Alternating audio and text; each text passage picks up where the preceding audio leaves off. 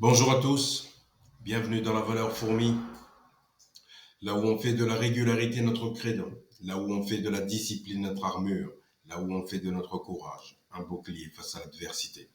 Les amis, bienvenue. Merci à toutes les personnes qui prennent de leur temps pour écrire un commentaire. Merci à toutes les personnes qui likent les vidéos. Merci à toutes les personnes qui les partagent. Et surtout, merci à toutes les personnes d'être présentes aujourd'hui. Parce que c'est grâce à vous que je me lève, c'est grâce à vous que je continue à dire que tu ne fais pas ça pour rien. Malgré ma charge de travail, malgré ma charge dans mon business, malgré tout ce que j'ai à faire, grâce à vos commentaires, ça me permet de me rendre compte qu'en fait, ça aide vraiment les gens. Donc, merci. Parce que hier, j'étais trop occupé, donc j'ai pas voulu tourner de vidéo. Manque de régularité, certainement, parce qu'on a un objectif quant à YouTube, donc c'est bien que je me le rappelle pourquoi j'ai commencé YouTube. Ok, bon les amis, le thème de la vidéo aujourd'hui c'est quoi? Le thème c'est méfiez-vous des jaloux. Méfiez-vous des gens qui vous jalousent. Tu vois?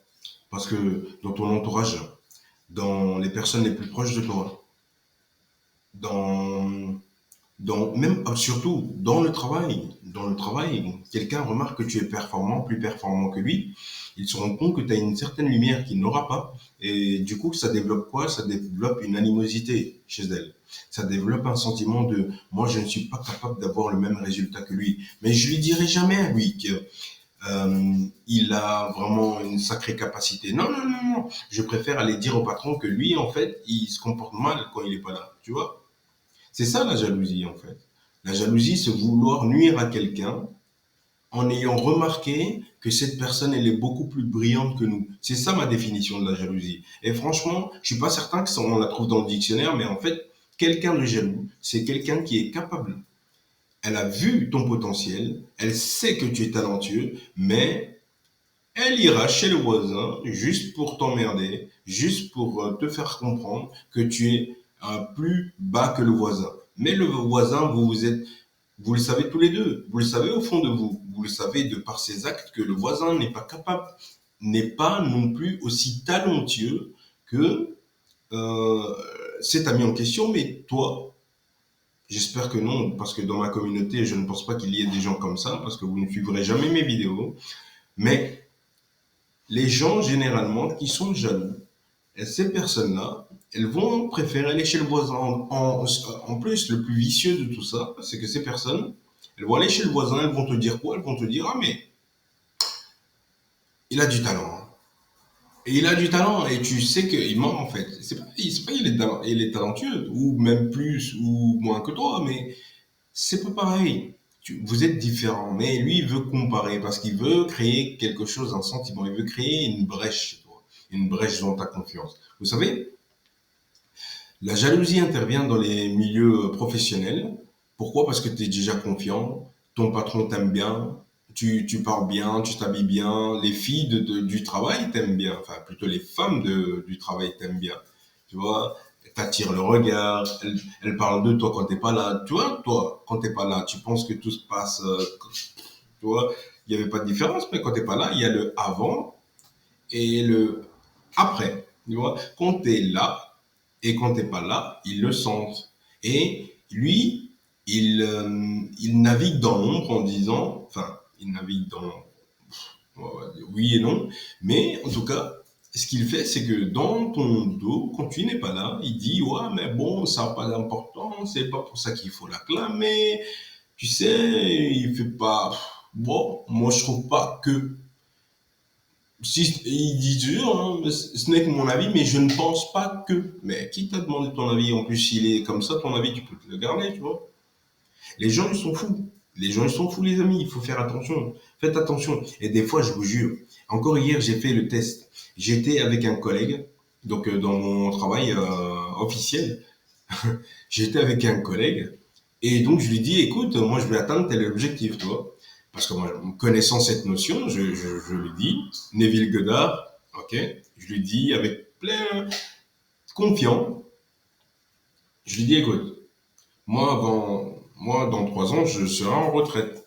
Déjà, il dit, Il se dit, mais qu'est-ce qu'il raconte celui-là? Bref, j'ai certaines notions,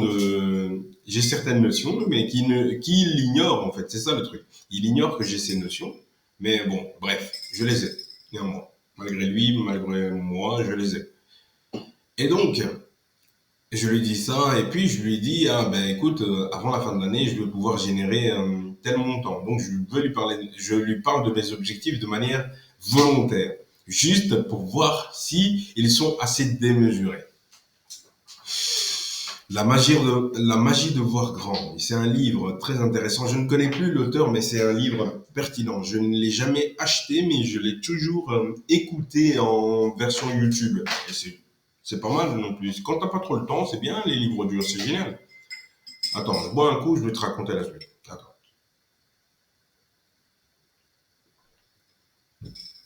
Café au lait, café italien, cafetière italienne. Merci les Italiens pour cette invention. Alors, euh, le gars, qu'est-ce qu'il me dit? Il me dit, bon, il me dit, c'est pas dit que tu vas atteindre ça, hein. Et je dis, mais écoute-moi bien. Avec ce ton, je dis, écoute-moi bien. Crois-moi bien. Parce qu'en fait, l'idée, c'était quoi? C'était que je lui ai dit, écoute, moi, cette année, je ne vais plus faire les fêtes dans telle entreprise, donc dans notre entreprise. Parce que chaque année, on fait les fêtes, on est obligé. C'est-à-dire, on est obligé de travailler les samedis. Moi, je dis, cette année, je décide de ne pas travailler les samedis. Pas parce que je ne veux pas, mais c'est que je ne serai plus là pour en parler. Pourquoi? Parce que j'aurais reçu mon chèque de licenciement. Tu vois, il y a des gens, ils veulent pas se faire licencier, mais il y a des gens comme moi qui veulent se faire licencier. C'est un truc de fou. Parce que je sais que quand je vais signer pour mon licenciement, je vais avoir une grosse somme sur mon compte. Tu vois ce que je veux dire? Merci Neville Goddard. Et donc, et c'est ça qui est génial. C'est pour ça que je dis que moi, je vais me libérer de ça. Mais lui, il dit quoi? Il dit non, mais écoute, rien n'est dit que. Et je dis, écoute, je t'arrête. Moi, je te dis que. Et quand tu seras dans ton camion à cette période, tu te penseras qu'il y a un gars qui est assez taré pour t'avoir dit 3 mois plus tôt, il va se passer ça. Et tu m'as pas cru à ce moment-là. Je l'ai dit, hein, ce que je suis en train de vous dire là, je l'ai dit, tu m'as pas cru. Mais tu penseras à moi à ce moment-là parce que moi, à ce moment-là, je serai en voyage. Moi, à ce moment-là, je serai ailleurs. Je serai déjà occupé à faire autre chose.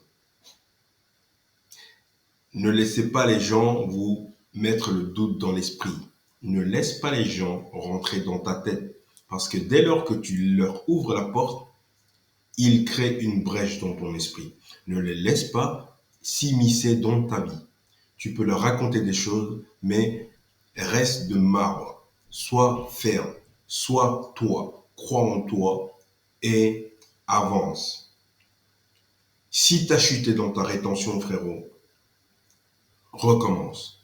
Recommence. Recommence jusqu'à ce que tu gagnes. C'est ça en fait. Le mot de la vidéo, c'est recommence, recommence, recommence jusqu'à ce que tu gagnes. C'est parce que tu recommences et que tu recommences et que tu recommences que tu vas gagner. C'est comme ça que font les gagnants. Merci les amis. C'est tout pour cette vidéo. Je vous souhaite une belle journée. À demain les amis. Merci beaucoup. Ciao.